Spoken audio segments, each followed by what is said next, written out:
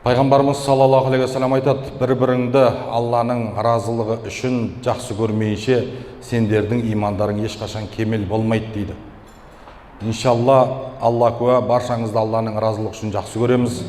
Аллаху субханаху ва тағала баршамызға бұл дүние мен ақыреттің жақсылығын нәсіп етсін.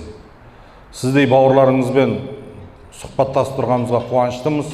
Пайғамбарымыз саллаллаху алейхи вассалам өзі әлемдердің ұстазы ғой енді ол. Сізбенен бізге қиямет күнге дейін пайғамбарымыз саллаллаху алейхи вассаламнан артық ұстаз жоқ. Бірақ сол пайғамбардың ұстазы Жибрил әмин келген кезде пайғамбардың әдебі екі тізесін тигізіп отыратын еді. Сосын Жибрил сұрақ қоятын еді. Ислам деген не, иман деген не, ихсан деген не? Пайғамбар осының жауабын білмеді дейсіз ба? Білді. Сонда пайғамбардың әдебі сұраушы сұралушыдан артық біледі деді. Қараңыз. Сұраушы сұралушыдан артық біледі деді. Яғни сен менің білушірақсың деп ұстазының алдында әдептілік сақтаған. Құран-ы Кәрімде Аллах тағала иман келтірген пенделер Алланың пайғамбарының алдында дауыс көтеріп сөйлемеңдер дегеннен кейін сахабалар пайғамбардың алдында сыбырласып та сөйлеспеген екен. Сахабалар пайғамбардың алдында. Бірақ бәдәуилер болған, келіп Мұхаммед деп жаңағы мешіттің үстіне сый жіберген кездері болған. Бірақ рахмет пайғамбар ол нәрсені жазаламады. Бүкіл әлемге пайғамбарымыз саллаллаху алейхи вассалам мейірім үшін келген. Жалпы имам Матруди деген Ахлу сунна уал жамааның ғалымы бар, білесіздер. Ахлу сунна уал жамааның ақидада екі мазхаб бар. Біріншісі имам Матруди болатын болса, екіншісі имам Ашари, Ашаира Матрудиясы, Ашаира мазхабы. Енді осы имам Матруди өзіміздің мына Самарқандтан шыққан. Самарқандтың Матрид деген жерінен шыққан. Сәләфит бауырларымыз айтады ғой, ол енді Орта Азиядан шықты ғой, мына Самарқандтан. Ол анау дін тарқаған жердің ғалымдарына жетпейді ғой дейді. Имам Бұхари қайдан шықты? Құраннан кейін тұратын. Бұхарадан шықты имам Бұхари. Сондықтан да сол имам Матруди өзі Аллах тағалаға жекелей 14 сипатты бекітіп кеткен. Жалпы Аллах тағаланың сипаттары көп, бірақ сізбенен біздің ақылымызға қонықты болу үшін мұхтасар қылып 14 сипатты бекітіп келген. Сол 14 сипатты түгеліменен өткен кезде Аллах тағаланы сен жалпы танисың. Аллах тағаланы танисың. Енді ол 14 сипаттың бәрін бүгін бітіруге уақытымыз жетпейтін шығар, бірақ мен шамам жеткенше біраз сифаттарын сөз қозғап өтейін. Соның ең әуелгісі әл-вуджуд сифаты. Аллах тағаланың бар болу сифаты.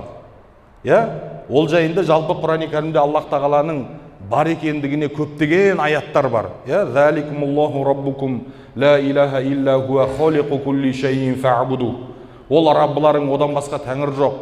Ол бүкіл нәрсені жаратушы, ендеше оған құлшылық қылыңдар дейді. Қул унзуру маза фис самауати вал ард. Мұхаммед, айт оларға, аспанда не бар, жерде не бар? Соны көрген кезде олар Алланы көреді, Алланы таниды. Әрбір бар заттың жасаушысы болу міндетті. Мына стаканды өзінен өзі пайда болып қалды десең, сенің балаң да сен болуы мүмкін, сен былай тұрсын. Ал мына здание өзінен өзі кірпіші қаланып, үстінен кришасы жабылып қалды десе, балаң сен айтуы мүмкін, менің әкем жындана бастапты деуі мүмкін. Сол секілді 18 мың ғалам, жер, 4-тен 1 бөлігі құрлық, 3 бөлігі мұхит. Оның сыртын ауаменен қаптаған, оған ақылыңа салсан кесенің сыртына суды тұрғыза алмайсың. Бірақ миллиардтаған тонна суды Құдай тағала 4 мұхитты жерменен қаптап қойды.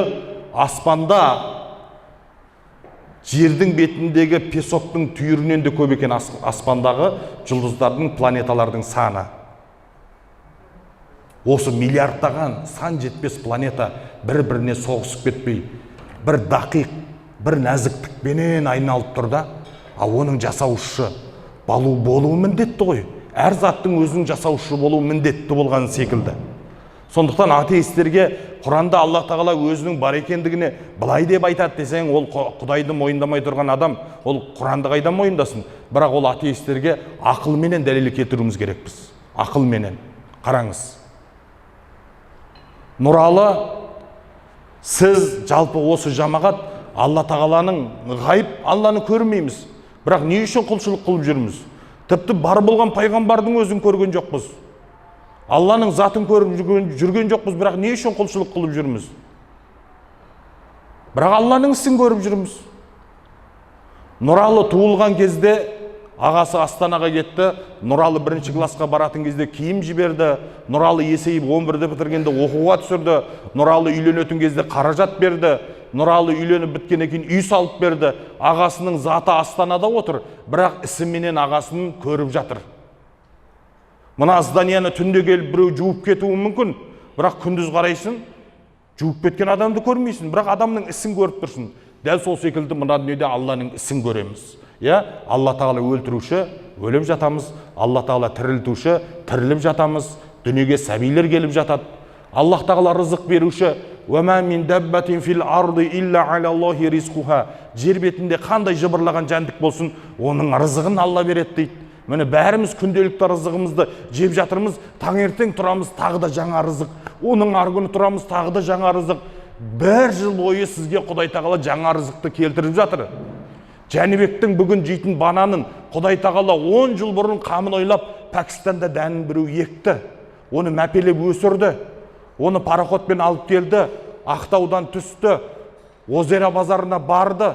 Сол жерден Жәнібек барда сатып алып келіп жеп жатыр. Сенің қамыңды Құдай тағала әу баста ойлап қойған. Сол Құдайдың рызығын көз алдында келіп жатқанын көріп жатсың. Құдай тағаланың мұсауир сифаты бар. Үлгісіз бейне беруші деген. Сізбенен біз жаратылған затпенен бейне береміз. Қызыңыз келіп, әке, маған бір тассайдың суретін салып беріңізші десең, мынау тассайдың суретін саласың. Талдың суретін салып бер десе, Құдайдың жаратқан талына қарап үлгі алып, тал саласың. Таудың суретін салып бер десе, Құдайдың тауына қарап үлгі алып, тауды саласың. Сиырды салып бер десе, Құдайдың жаратқан сиырына қарап үлгі алып, сиырды саласың. Құдай тағала сиырды жаратарда, тауды жаратарда, аспан әлемді жаратарда, адамзатты жаратарда еш жақтан үлгі алған жоқ. Құдайдың жаратылысында ешқандай кемшілік жоқ. Мына адамның негізі саусағы бір қолында бесеу, неге алтау болғанда дұрыс болар еді деп ешкім айта алмайды. Алтау болсаң құбыжық болып көрініп қаласың. Мұрным неге мына жерде тұр, сәл былайырақ тұрғы, онда да сенің сұлулық кейпің тайып кетеді Құдайдың жаратқанынан. Леонардо да Винчидің суретін барып көрген жігіт айтады, Европаға барып, ана суретті көрсең живой дейді. Бірақ біз, қараңыз, тауға барамыз, басында ақ қары, кеудесінде шыршасы, етегінде киігі ойнап жатыр, бұлағы жағасында құрағы, тірі суретті жаратып қойған Құдай тағаланың. Оның да бір жасаушысы бар ғой. Бәлки оның жасаушысы шебер, ол Құдай тағала. Демек, мына әлемнің жасаушысы бар, ол Құдай тағала. Сондықтан сізбенен біз ешқашан астамшылық қылмауымыз керек, бауырлар. Сені бақылап тұрған бір зат бар. Мен өйтіп жіберем, мен бүйтіп жіберем.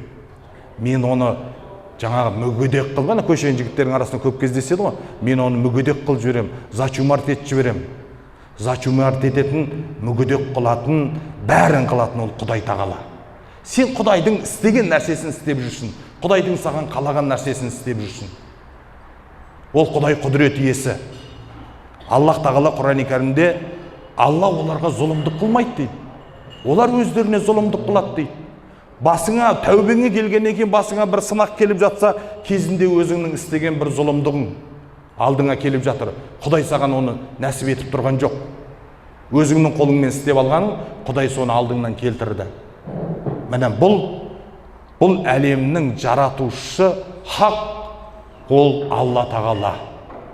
Енді бұл әл-уджуд сифаты, Алла тағаланың бар болу сифаты. Одан кейін әл-қидам, ежелден. Мына дүние ежелден емес. Алла тағала ежелден бар. Ежелден бар дегеннің мағынасы басталуы жоқ.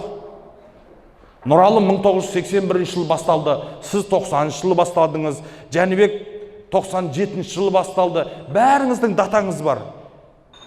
Датасы бар заттың сұрағы бар. Айран ашып кеткен секілді. Бәріміз аяқталамыз. Мына жерде отырған адам ұзағымен 40-50 жылдан кейін бәріміз аяқталамыз, басқа поколение келеді. Ал енді сізбенен біздің басталуымыз бар ма? Тіпті мына әлемнің өзінің басталуы бар ма? Бұл әлемнің өзінің аяқталатын датасы бар. Бұл Аллах тағала ешқашан басталынбайтын зат. Аллах тағалаға әуелділік деген нәрсе жүрмейді. Ол басталынбаған, бар болуының басталуы жоқ. Осы нәрсені түсіну керек. Христиандардың құдайларының бар болуының басталуы бар.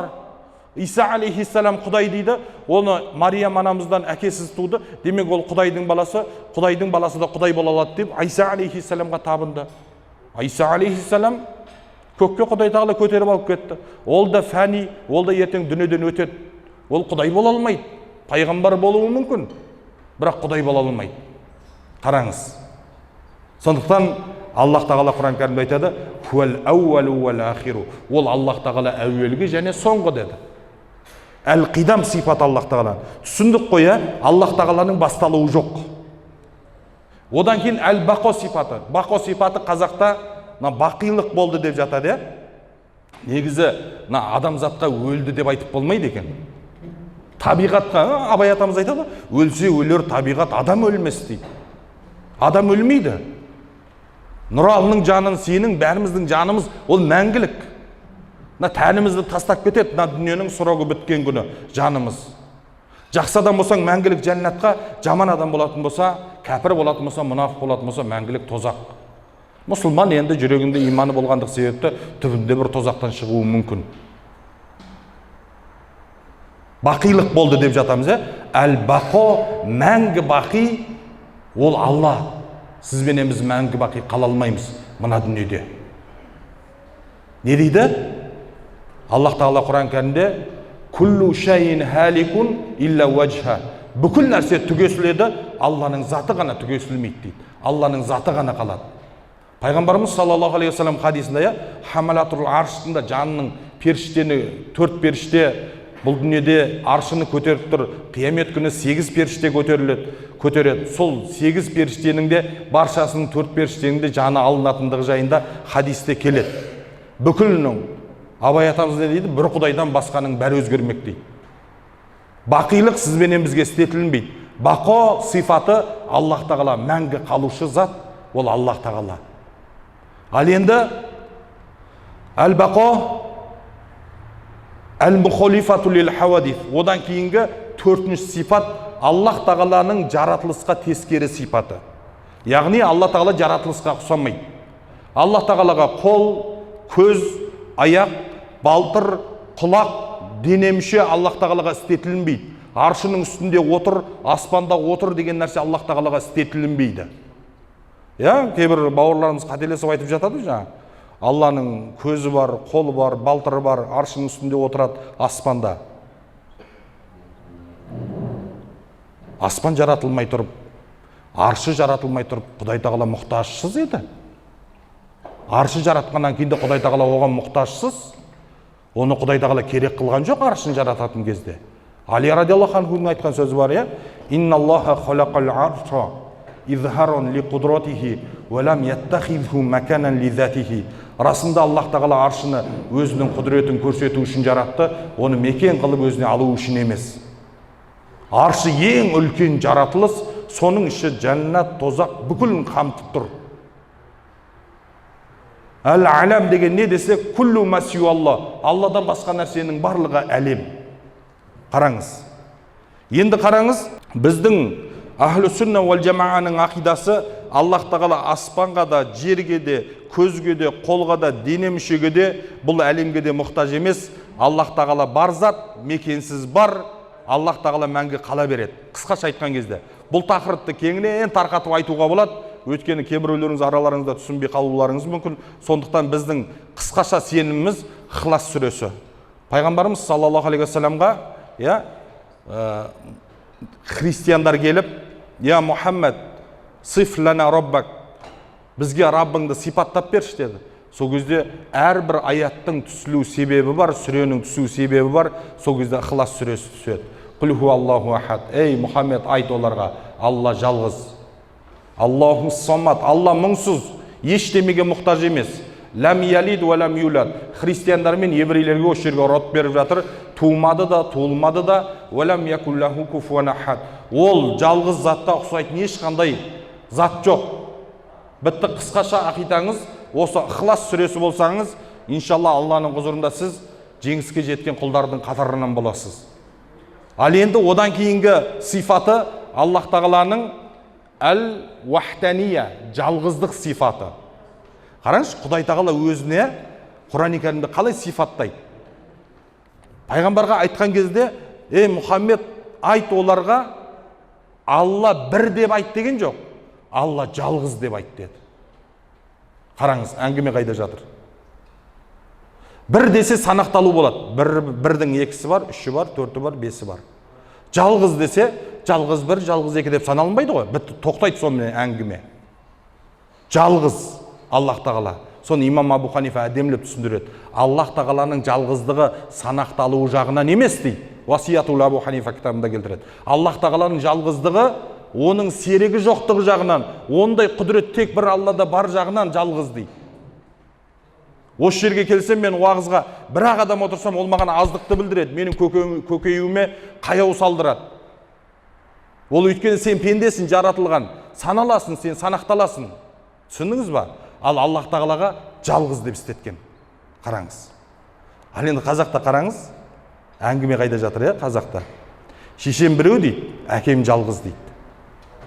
Сөйтсең, шешең көп болуы мүмкін екен да, бірақ әке жалғыз болады. Әке 4 әйел алуы мүмкін. Қараңыз. Және насап неден тарқайды? Әкеден тарқайды. Шешеден тарқамайды. Сондықтан қазақта әкем жалғыз, шешем біреу деп айтқан сол екен. Жалпы қазақтың тілін, грамматикасын зерттеген адам қазақтың несіне, даналығына қайран қалады ғой жалпы. Қазақ сондай тіл байлығы деген, енді фасахасы деген сұмдық. Бұл Аллах тағаланың жалғыздық сипаты. Алла бұл әлемді жаратқан кезде оған үлес қор ештеме болған жоқ. Мына зданияны мен бизнесмен болатын болсам, салатын болсам, мен бұны істеуде мен сіздермен серіктесуім мүмкін. Жәке $100,000 бере тұр, көке $200,000 бере тұр, сөйтіп мынаны тұрғызам. Серіктесем сізбен. Аллах тағала мына әлемді жарататын кезде серіктескен жоқ ешкім. Давай мен жерді жаратайын, сен аспанды жарат деген екі құдайлық әңгіме болған жоқ ол жерде. Бұл әлемді Құдай тағала өзі жаратты. Қараңыз. Бұл әлемді Аллах тағала өзі жаратты. Дәл сол секілді Алланың затына да серіктесетін ешкім жоқ. Алланың естуі бізбенен сіздің естуіміз сияқты емес, Алланың көруі сізбенен біздің көруіміз сияқты емес, Алланың ісі сізбенен біздің ісіміз сияқты емес. Затында да, сифаттарында да Аллах тағала жалғыз болды. Әңгіме қысқа, құл хуаллаху ахад. Айтайын Мұхаммед, Алла жалғыз. Әңгіме осымен бітеді. Уахтания сифаты. Одан кейін әл-қиям бин нафси. Аллах тағаланың өздігінен тұру сифаты. Аллах тағала өзінің бар болуында, өзін пайда қылушы, өзін жаратушы затқа мұқтаж емес Құдай тағала. Құдай тағала аршыға да, мекенге де мұқтаж емес. Аллах тағала Құран кәрімде ол жайында «Фа-инналлаха ғанiyun анил аламин». Аллах тағала әлемдерден бай, бітті. Әлемге мұқтаж емес Құдай тағала. Ал одан кейінгі сифаты әл-қиям бин нафси. Қараңыз, әл-қудро сифаты. Аллах тағаланың құдірет сифаты. Енді осы жерде Құран кәрімде білесіздер, мұхкам аяттар бар, муташаби аяттар бар. Мұхкам деген мағынасы ашық, оны түсіне бересің. Мына жерде мынандай болады деген әңгіме айтылынбайды. Мысалы, Құдай жалғыз десе, Құдай жалғыз деп түсінесің. Құдай мұңсыз десе, мұңсыз деп түсінесің. Екінші муташаби аяттар бар. Мағынасы ұқсас аяттар, бірақ осы аяттардың соңына түсетіндерді Аллах тағала Құран кәрімде мақтамаған. Жүректерінде аурулары барлар, жүректерінде қыңырлығы барлар, мұсылмандардың арасында фитнаны қалап, осы аяттардың соңынан түсет деген. Енді ана аяттардың соңынан түсу, мұхкам аяттардың соңынан түсудің хикметі Алланың затын танисың дейді. Ол мына құдірет сипатына тиесі болады. Аллах тағала Ғашия сүресінде айтады: «Афала янзуруна илал ибили кайфа хулиқат, ва илас самаи кайфа руфиат, ва илал джибали кайфа нусибат, ва илал арди кайфа сутихат, Фазаккир иннама анта музаккир ласта алейхим бимусайтир. Афала янзуруна илал ибили кайфа хулиқат. Сізбенен бізді бұрып жатыр Құдай тағала. Ей, түйеге қарамайсыңдар ма? Аллах тағала қалай қылып жаратқандығын дейді. Түйеге бұлайынан қарай салу керек емес. Түйенің жалпы болмысы. Қараңызшы, осы тәпсір берген ғалымдар айтады.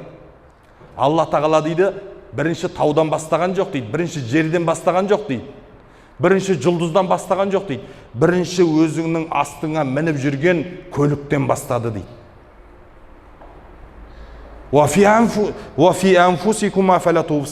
Өздеріңнің денелеріңе, нәпсілеріңе қарамайсыңдар ма деген аят бар. Алла тағала өзіңнен, астыңдағы көлігіңнен бастады. Енді сол түйеге келейік. Түйе білесіздер, Пайғамбарымыз саллаллаху алейхи вассалам түйе мінген, жылқы мінген, есек мінген, хашыр мінген. Сол түйенің жалпы қасиеттері көп екен. Құран-ы Кәрімде Аллах тағала оны бекерден бекерге атамапты. Дүниедегі ең жылы жүн ол түйенің жүні. Антарктида мен анау солтүстік мұзды мұхитындағы сол жақын зерттеушілері скафандрын содан тігеді екен. Түйенің жүнінен киім кисең де жылы болады. Түйенің жүнінен көрпеде базарда китайский болса да соны сатып жатады. О, бекерден бекерге емес. Ал енді түйенің сүті білесіздер, ем, шұбаты. А түйенің табаны, ана гіртілдек біле, түйенің табанын қайнатып жегендеріңіз бар ма? Ол мына парастатитке бірден бір ем сол екен. Түйенің табаны, сіңірі гіртілдек. Ал енді Құдай тағаланың бір құдіреті, түйенің еті рентген сияқты бойында ештеме ұстап тұрмайды екен. Зиянды денесінен, ішінен зиянды зат шығатын болса, денесінен шығарып тастайды екен. Бір ағамыз айтады, осы нәрсені айтып жатсам, мен дейді, бүйрекпен ауырып больницаға түстім дейді. Сөйтсем, бір бүйрегімде қауіпті емес, бір рактың клеткасы жетіліп келе жатыр екен дейді. Оны ертерек жетілдіріп, операция жасап алып тастамаса, екінші бүйрекке шабады екен дейді. Сонда не істеймін деген кезде, врачтың өзі айтты дейді, түйенің етін же, содан жеп, тәуір болған қаншама адамдар бар, бір ай жеді, маған кел деп айтты дейді. Сонымен бір ай түйенің етін жеп, келіп операция жасаттым, жаңағы бүйректің сыртына, жаңағы рактың несін шығарған дейді, кәдімгі жетілдіріп. Сосын соны кесіп алып тастады дейді. Қараңыз, бұл Құдай тағаланың құдіреті. Ал енді 1986 жылы Россияда Чернобыль деген жерде атомный ядерный станция жарылған. Сол жерде бүкіл нәрсеге радиация өткен кезде түйеге өтпеген екен. Неге де бәрін тексерген, ешқандай басқа хайуанмен айырмашылығы жоқ, бірақ түйені нені жейді деп соңында тірелген кезде ол жантақты жейді екен. Ал жантақ жердің астына бәленбай метр тамыры тереңге кіреді екен. Ал сол тамыр радиацияны өткізбейді екен. Басқа жер бетіндегі тамыр өсімдіктер радиацияны өткізеді. Әскерде болған кезде, грипп болып ауырған кезде офицерлер сол жантақты қайнатып беретін бәрімізге. Бұл простатитке де ем. Бұның барлығын Құдай тағала Құран-ы Кәрімде бекерден бекерге атаған жоқ. Ал екінші айтады, олар аспанға қарамайды ма? Қалай көтерілгендігін дейді. Бір досым айтады, әжептәуір бизнесмен досым, осана Палестинада жерден жарты метр көтеріліп тұрған үлкен тас бар екен ғой дейді. Я бар. Мә, Құдайдың құдіретін қарашы дейді. Соны бір көзіммен көргім келеді дейді. Мен айтам, одан да дәу тастың көтеріліп тұрғанын көргем дейді. Қайдан көрдің? Күн көтеріліп тұр, ай көтеріліп тұр, жерде аспанда тұр. Оны несін таңғаласың? Тіреусіз Құдай тағала көтеріп қойды. Жердің сыртына мұхитты Құдай тағала қаптап қойды. Ақылыңа салсаң тұрғыза аласың ба? Бір кесенің сыртына суды. Ол Құдай тағаланың, қараңыз, Құран-ы Кәрімде мынаған қарамайды ма, олар ақыл жүгіртпейді ма, аспанда не бар, жерде не бар, соған қарамайды ма деген аяттардың соңына түскен кезде біз Құдай тағаланың құдіретін таниды екенбіз. Қараңыздар. Бір атеистке исламның ғалымына бір атеист келіп айтқан екен: "Ей пәленше, мен сендердің құрандарыңнан қате таптым" деп. "Ей, тоқта" десе, "Мен филологпын, тіл маманымын. Сендердің құрандарыңнан грамматикалық тілдік қате таптым." Қандай қате? Сендердің Ахсаб сүресінің 4-ші аятында сендердің құдайларың былай деп айтады: "Ма жаалаллаху ли раджулин мин қалбайни фи жауфи." Аллах тағала еркекке екі жүрек берген жоқ, бірақ жүрек берді деген аят бар дейді. Қарасай, еркектерді неге бөліп жарып айтып жатыр? Әйел адамда да бір жүрек, еркек адамда да бір жүрек, одан да адамзатқа бір жүрек бердім деп неге айта салмайды деген кезде, сол кезде исламның ғалымы тұрып айтқан екен, дұрыс, әйел адамда да бір жүрек, еркек адамда да бір жүрек, бірақ кейде әйел адамдардың екі жүрек арқалайтын кезі болады, ол өзінің жүрегі және сәбиінің жүрегі деген екен. Сонда дейді, Құдайдың құдіретін қараңыздар, аналарымыз айтады, әкелеріміз айтпайды оны. Менің қанша балам болатын болса, менің жүрегім соншаға бөлінеді дейді. Сөйтсе ананың жүрегіне сәбидің жүрегі жақын жатқандығы себепті осылай болады екен, қараңыздар. Бұл Құдай тағаланың құдіреті. Мұна аспаннан түсетін жаңбырдың тамшылатып жауы, ол ана бәленбай километрден келе жатқан тамшы, егерде сол жақтан кәдімгі суды тастаса, жерге түскен кезде адамның басына зиян береді екен ал. Соншама салмақты массаны жерге дейін сол салмағында түсіру, ол Аллах тағаланың рахметі емес па? Тонна суларды бұлттар көтеріп жүр, тамшылатып саған түсіріп жатқан жоқ па? Ол Құдай тағаланың құдіреті емес па? Аллах тағала Құран кәрімде бағанаға айтпағым, олар өздерінің нәпсілеріне қарамайды ма? Сонда олар Алла тағаланы көреді. Ананың сүтінің қыстың күні жылы болуы, жаздың күні салқын болуы, бұл кездей соқтық па? Сенің кірпігіңнің, қасыңның бір межеге дейін келіп тоқтап, шашың өсе береді. Осының барлығы кездей соқтық па? Мынауда қыл, бірақ мынаның өсуі басқа, мынаның тәртібі басқа. Бұл нәрсенің барлығын Құдай тағала бекерден бекерге жаратты ма? Ғалымдардың сөзі бар, өзінің нәпсісін таныған адам, ол Құдайын таниды дейді. Өзінің нәпсісін таныған адам. Сен тамақты жейсің, ішіңмен проблема жоқ. Өтің айтпайсың, өтім, тамақты салдым, енді сен там, асқазаның сен қорт, көтеншекке, атқот бар деп айтпайсың. Бәрін Құдай тағала реттеп қойған, мына жақта істеп жатыр. Сен тек қана Құдайыңды таны, Құдайыңа құлшылық қыл, болды. Бүкіл жағдайыңды Құдай тағала сенің жасап қойған. Одан кейін айналып кеп Құдай тағала не дейді? Пенде маған қол көтеріп сұраса, мен оған бермеуге ұялам дейді. Күнәһар пендесіне, 100 адамды өлтірген пендесіне айтып жатыр Құдай тағала. Нұралының Құдайды ұялталатындай қандай абыройы бар Құдайдың алдында? Бәріміздің қайбір абыройымыз бар Құдайдың алдында. Бірақ Құдай тағала, әлемдердің Раббысы Құдай тағалаға сізге кішірейіп, пендем менен сұраса, мен оған бермеуге ұялам дейді. Қараңыз. Міне бұл Құдай тағаланың осы әлемді жаратуындағы құдіреті. Көктемдегі көк шөбің күздің күні қурап кетеді. Қарасаң өліп қалды, бірақ көктемде қайтып тіріліп жатады. Шыбындар, аралар терезеде қыстың күні қатып жатады, көктемде жыбырлап қайтып тіріліп жатады. Ол да сізбенен біздің тірілетіндігімізге Құдай тағала ишара беріп жатыр. Баларасы барып гүлді жейді, көтінен боқ емес бал түседі. Жібек құрты барып тұт ағашының жапырағын жейді, көтінен боқ емес жібек матасы шығады. Жәннаттың ішінде туалет болмайды, әжетхана болмайды дегенге қалай иман келтірмейсіз сіз? Иман келтіруіміз міндет болады осы нәрселердің барлығын көргеннен кейін. Қараңыз. Міне бұл Құдай тағаланың әл-Қудро сифаты. Осы нәрселерменен осындай аяттардың соңына түскен кезде қарамайсыңдар ма, ақыл жүгіртпейсіңдер ма, ой жүгіртпейсіңдер ма деген аяттардың соңына түскен кезде сізбенен біздің иманымыз күшейеді. Қараңыз. Ал енді әл-Қудро сифатынан кейін әл-Ирода сифатын имам Матуриди айтады. Аллах тағала Құран кәрімде айтады, фаалу лима юрид. Аллах тағала қалаған істеуші дейді. Ла юсалу амма яфал ва хум юсалун. Алла істеген нәрсесінен сұралынбайды. Олар сұралынады деп сізбенен бізді айтып жатыр. Алланың құзырында біз Құдайға шағым айта алмайды екенбіз. Өйткені Құдай тағала мына дүниеде бүкіл сенің ақылыңа сыймайтын жағдайды жасап тастаған. Сенің бұл дүниеге алып келген екен Құдай тағала жалықтырған жоқ. Жастық шақ деген керемет шақ береді. Балалық шақ деген, одан кейін жастық шақ, жігіттік шақ береді Құдай тағала. Одан кейін бала сүйетін шақ береді. Одан кейін немере сүйетін шақ береді. Балаң өскенше, немерең өлгенше деп Құдай тағала сені жалықтырмай қартайтады. Сосын ана жаққа өзің дайындала бересің. Міне қазір ешқайсымыз айта алмаймыз. Тезірек Құдайдың құзырына кетсек екені. Жоқ. Біздің әлі көретін қызығымыз алда. Бірақ үлкен қарт аталардың, қарт қария аналардың аузынан естіп жатамыз. ертерек кетсек екен, енді сол жаққа жасымыз келді ғой деп отырады. Сонда мен таңғалатыным, қалай өмір сүргісі келмей ма бұлардың деп. Сөйтсе Құдай тағала жай ана жаққа дайындап тастайды екен ғой. Құдайдың мейірімі қараңыз. Бірден кетуге сізбенен біздің зауқымыз жоқ. Құшақтайтын қатынымыз бар, көретін жарығымыз бар, ішетін тамағымыз бар. Әлі сізбенен біздің ырызығымыз бұл дүниеде таусылған жоқ. Таусылатын күні Құдай тағала сол жаққа өзі реттейді. Ал енді одан кейінгі сипаты, осы сипат әл-ирода сипатына біраз мәселені тоқтап кетуге болады.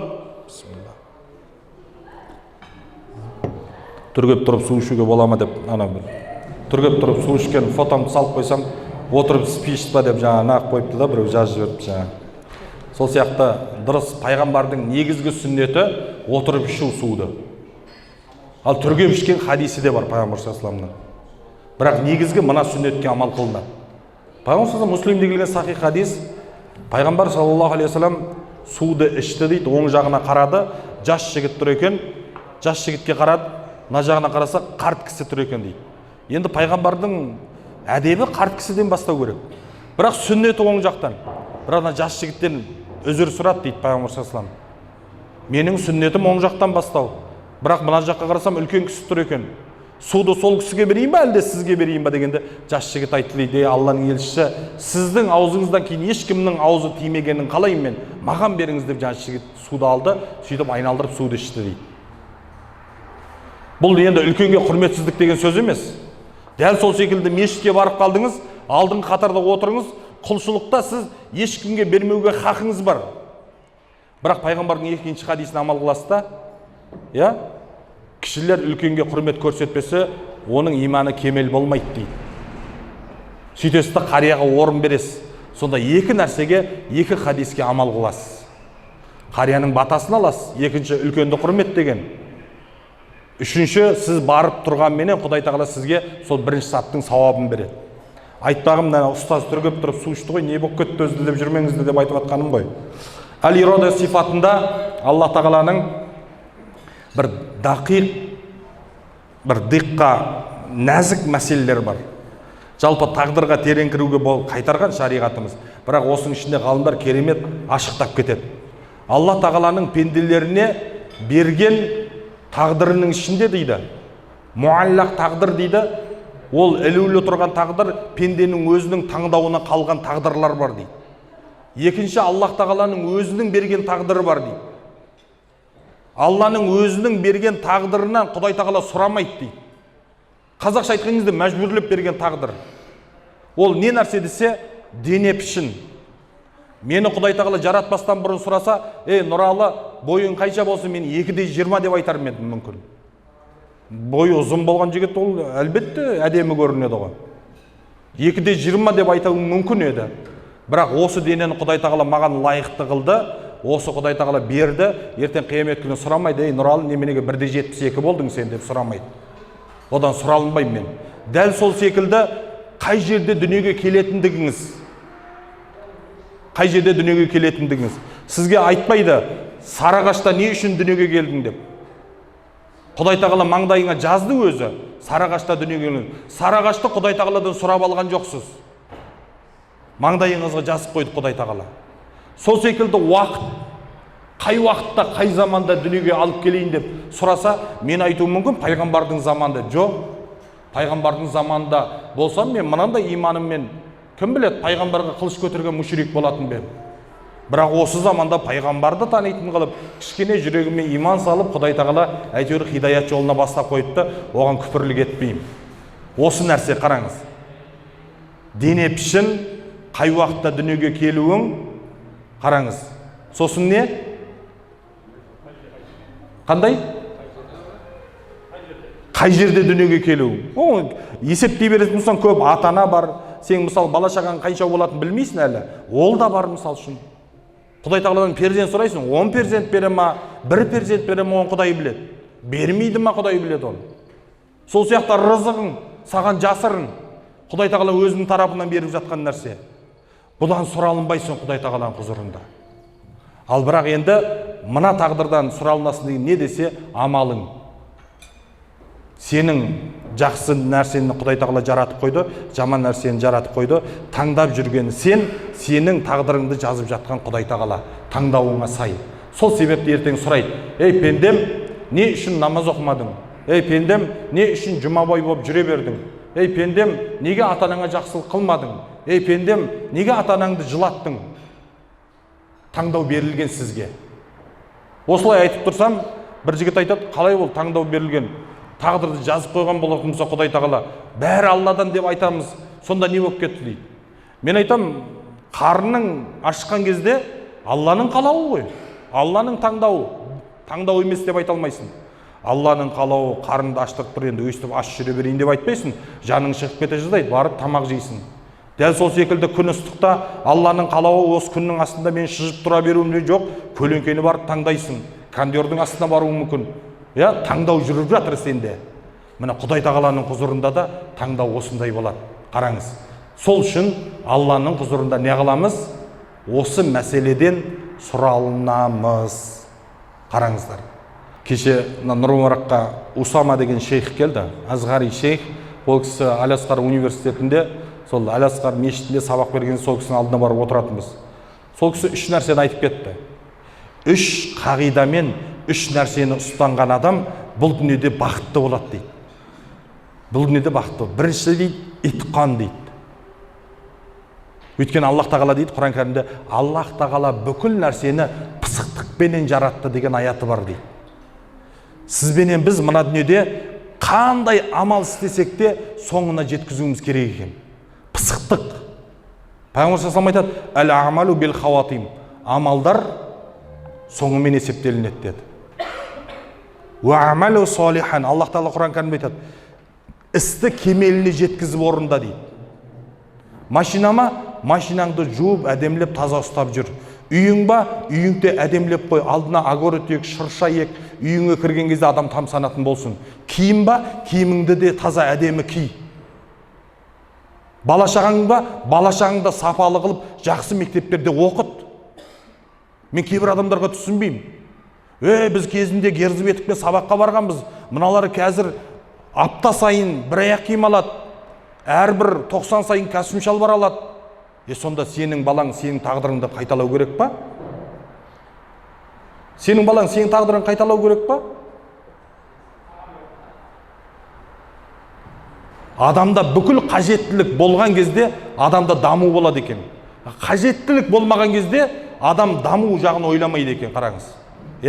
Сенің үйің болмаса, сенің 10 жылғы проблемаң үйіңмен кетуі мүмкін. Балаңа қарамайсың ол кезде. Қараңыз, сенің машинаң болмаса, 2 жылғы проблемаң машинамен өтуі мүмкін, балаңның сапасына қарамайсың. Ал сен үйің бар, машинаң бар, жайың бар, байлығың бар, сол кезде қарай бастайсың. Баламды мықты жерге оқытайын, ағылшын тілін оқытайын, Құран жаттатайын, грамматиканы оқытайын, балаңның сапасына көз жүгірте бастайсың. Бір жігіт айтады, бір жігіт пен қыз үйленіп жатса, бұларды квартираға тұрғызу керек бірінші дейді. Неге десең, баяғыда біз квартирадан квартираға жүргенбіз, қазір сөйтіп өзіміз жетілдік, олар да солай жетілу керек дейді. Не қыласың, дайын үй тұрса оларды қинап, сен тағдырың сөйтіп қайталап, сен чума болсаң, ол да чума болып өту керек пе өмірден? Аллах тағала пысықтықты жақсы көреді. Пысықтықты.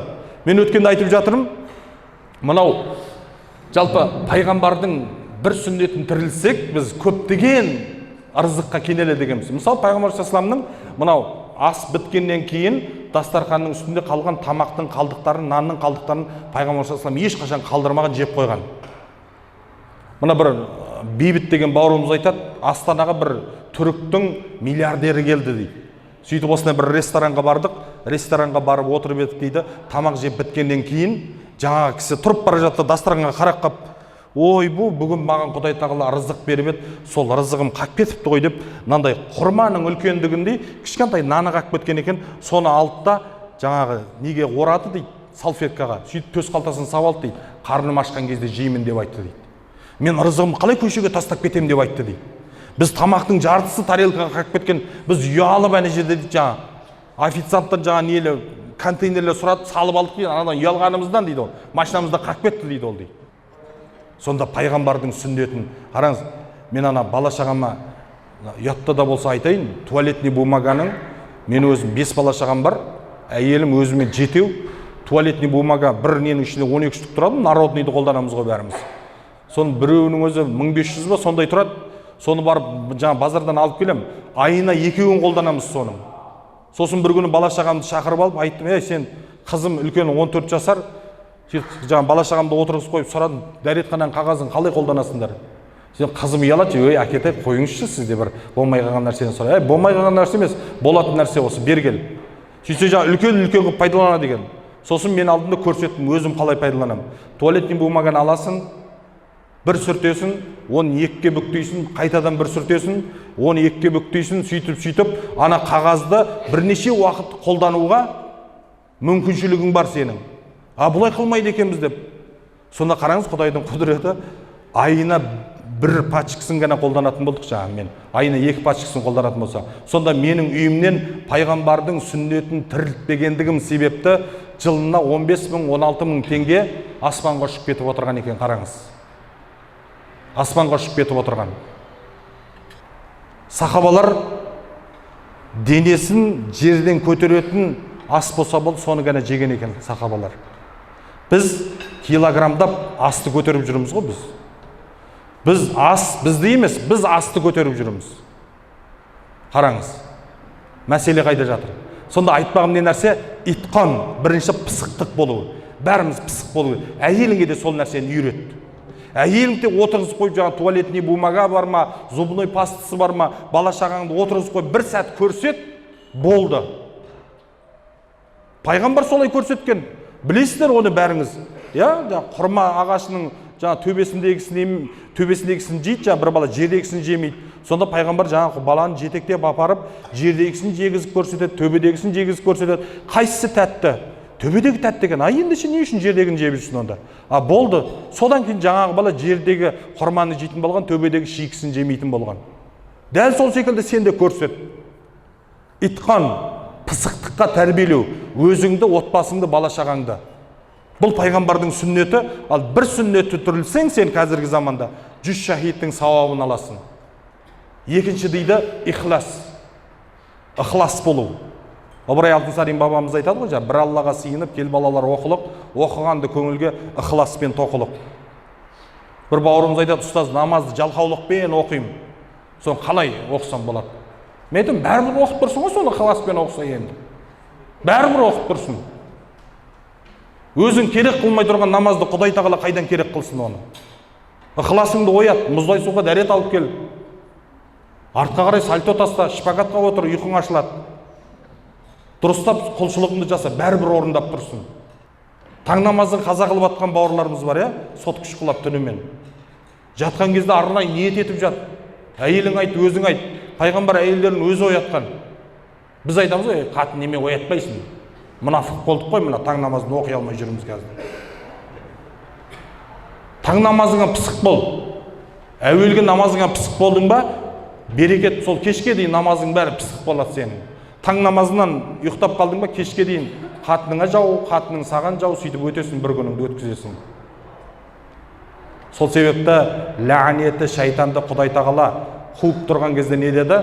Ей Раббым, мен қиямет күнге дейін жарайды енді қуылдым, бірақ мен өзім ғана тозақта өртенемін ба, өзіммен бірге сенің құлдарыңды ала кетейін дегенде Құдай тағала қалағаныңды істе деді. Бірақ сол кезде шайтанның өзі мойындады, кімді азғыра алмайтындығын. Саған ықыластыларды ғана азғыра алмайым деді. Біреу Құран жаттап алып, таң намазына бара алмауы мүмкін. Бірақ біреу мұғалім саниді жаттап алған болуы мүмкін. Бірақ ол таң намазына барып жүр.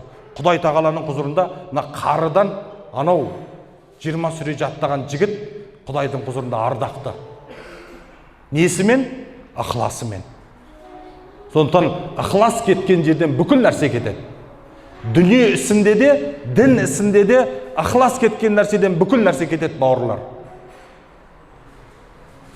Сондықтан екінші ықыласты болуы. Үшінші дейді рахма, мейірімді болу бір-бірімізбен. Пайғамбарымыз саллаллаху алейхи вассалам Кисроға хат жазады, білесіздер. Мұсылман емес, патша, исламды қабылда деп хат жазады. Сонда дейді, Кисро сұрады дейді. Ол өзім пайғамбармын деп жатса, ол қандай адам өзі? Айтшы деп айтты дейді. Маңайында кімдер бар өзі деп айтты дейді. Сол кезде айтқаны, маңайында жетімдерлер, жетім көп, маңайында кедейлер көп деп айтты дейді. Сонда пайғамбар жаңағы Кисраның айтқан сөзі, мен ендеше Мұхаммедке жауап берем, ол шынында пайғамбар екен деп айтты дейді. Қараңыз. Дұрыс, круг болып жүруіміз жақсы, бірақ сіздің достарыңыздың да ішінде анау көмектесіп жүретін достарыңыз болсын.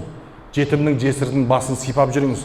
Пайғамбарымыз саллаллаху алейхи вассалам үйіне келе жатқан кезде дорбасында динар дирхам болатын болса, соны кедей-кепшікке тарқатпай, пайғамбар үйіне кірмейтін болған екен.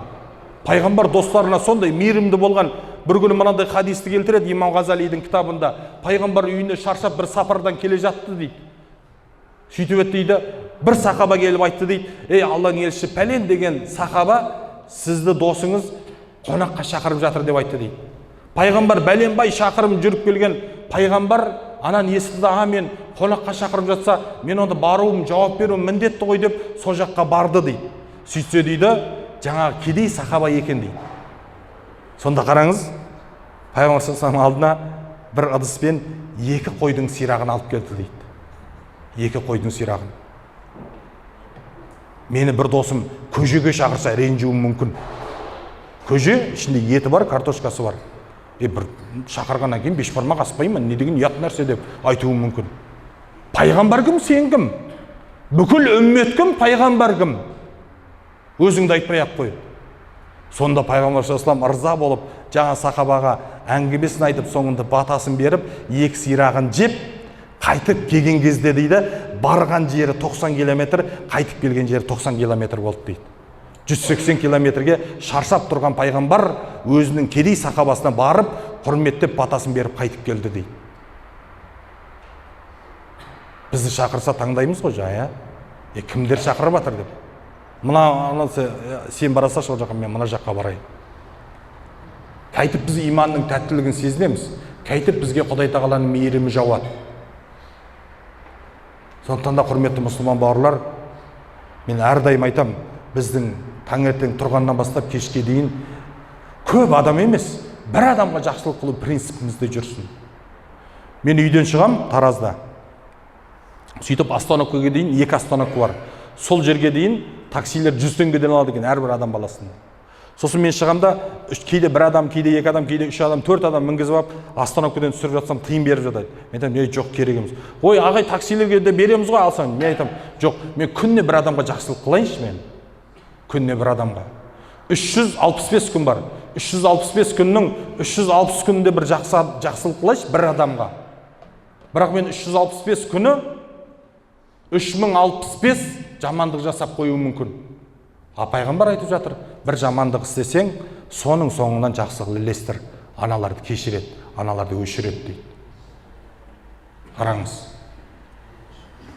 Жамандығыңды өшіреді сол жақсылық.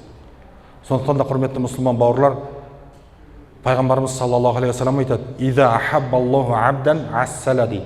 Егер Құдай тағала өзінің бір құлын жақсы көріп қалса, ассала дейді. Пайдаланады дейді. Сонда сахабалар сұрайды, ей, Алланың елшісі, қалай пайдаланады? Ол әлемдердің Раббысы Құдай тағала ештемеге мұқтаж емес қой дейді. Сонда пайғамбар саллаллаху алейхи вассалам айтқан сөзі, сауапты істерді көзіне көрсетіп қояды деді. Сауапты істерді деді. Енді өзіңе есеп беріп көр, қаншалықты Құдай тағаланың ақыретіне пайдаланған құлдарыңның қатарынансың. Қараңыз. Қарама ештеме. Мынандай бір мешіт салынып жатыр, медресе салынып жатыр, жігіттер мына жетім жесірге мынандай сбор жинап жатыр. Қарама, бер. Қиянат қылса Құдайдың алдында өз жауап береді, бірақ сен мойныңнан түсірдің, Алланың құзырында сауабыңды алдың. Онсыз да байлығымызды артымызға көміп қойып отырмыз ғой. Пайдаланбай. Дүниеден өткен кезде оның барлығы қалады. Анау Алматыда Горный гигант деген жерде бар, білесіздер, сол жерде өңкей байлар тұрады, енді шіріп кеткен байлар. Сол жерде бір байдың телеохранителі болған жігіт айтады, байға бір 15 жылдай ма телеохранителі болған екен. Жаңа байды 200 джипмен тасып жүреді. Сөйтіп бір күні жаңа бай дүниеден өтіп кетеді. Сөйтіп жаңа байдың жас тоқалы бар екен. Сол тоқалын жаңағы жігітке көңілі ауып, екеуі некесін қидырып, әйелін қылады ғой. Сөйтіп сол жігіт жаңа менің досым айтып жатыр дейді да. Мына менің ием Мен иеме 15 жыл қызмет қылдым ба десем, ол 40 жыл бойы маған қызмет қылып кеткен екен ғой. Кешегі менің мойкеге апарып жуып жүрген 200 джип бүгін менің астымда. Кешегі оның қойында жатқан сұлу қатын бүгін менің қойында. Анау горный гиганттағы ең мықты коттеджі бүгін менің астымда. Дүние деген боқ екен ғой деп айтты дейді. Қараңыз. Сондықтан құрметті мұсылман бауырлар, жиып жатқан дүниеміз боқ. Оны Алла жолына жұмсасаң, ертең сені жәннатқа кіргізеді. Алла жолына жұмсай алмасаң, ертең сені ақыретте шағады. Қатты айтты демеңіздер. Анық. Сондықтан Құдайды таныдық па, Құдайға бас идік па, Құдай тағалаға шынайы құл болайық. Құдайдың ақыретке пайдаланған құлдарының қатарынан болуымызды Аллах тағала баршамызға нәсіп етсін иншалла.